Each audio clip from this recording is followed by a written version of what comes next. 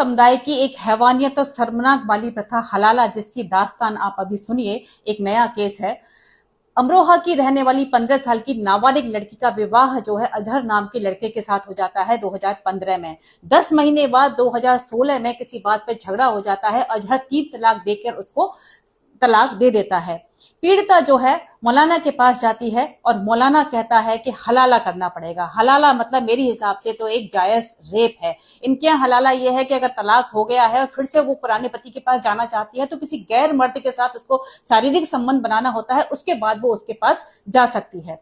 अब मौलाना के पास जाती है, मौलाना कहता है हलाला करना पड़ेगा। हलाला के नाम पर मौलाना ही उसका रेप कर देता है और उसके बाद जो है फिर वो अपने पुराने वाले पति के पास चली जाती है।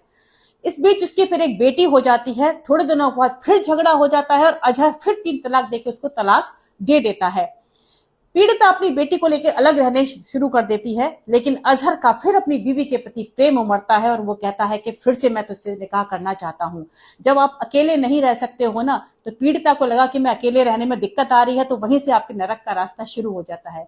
पीड़िता उसकी बात मानना शुरू कर देती है, लेकिन फिर उसके पास वही रास्ता, हलाला का रास्ता। लेकिन इस बार हलाला की डबल मार, यानी 2 बार तलाक हुआ है तो 2 बार हलाला होगा। तो अब उसको जो है हलाला के नाम पर, एक धार्मिक प्रथा के नाम पर, उसको 2 लोग उसके साथ फिर से रेप करते हैं। जब 2 लोग रेप करते हैं तब उसका जमीर जागता है और फिर वो है एफआईआर कराती है।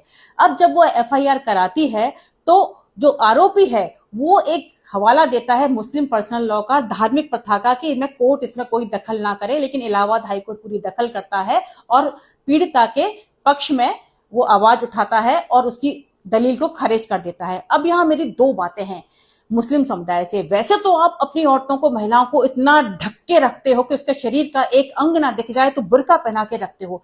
फिर आप उसी को, आप अपनी बीवी को किसी और गैर मर्द के साथ सौंप देते हो कि जा इसका कितना भी शारीरिक शोषण कर, रौंद दे, कुछ भी कर दे इसको। मतलब ये आपकी कितनी जो है विरोधाभासी बातें हैं कि कहाँ तो एक तरफ इतना पर्दे में, कहाँ उसकी कोई इज्जत नहीं, किसी भी मर्द को सौंप दिया।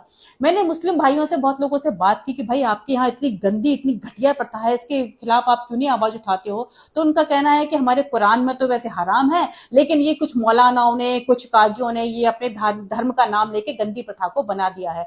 तब बना दिया है तो आप लोग उसके खिलाफ आवाज क्यों नहीं उठाते? मैं तो सबसे कह रही हूँ भाई, चाहे किसी भी समुदाय की बात हो, अगर कहीं पर भी कुछ गलत हो रहा है तो सबको आवाज उठानी चाहिए। महिलाओं को तो आपने ऐसा समझ लिया है कि जैसे कि कपड़ा पहनो फेंको, एक मतलब डॉक्यूमेंट्स है, अपने हिसाब से आप स्टाम्प लगाओगे उस पर। लेकिन आप इतना तो समझ लीजिए, उसको इंसान तो समझिए। आप जो आपको, अगर आपको वीडियो अच्छी लगी हो तो लाइक और शेयर करें और साथ ही चैनल को सब्सक्राइब भी करें।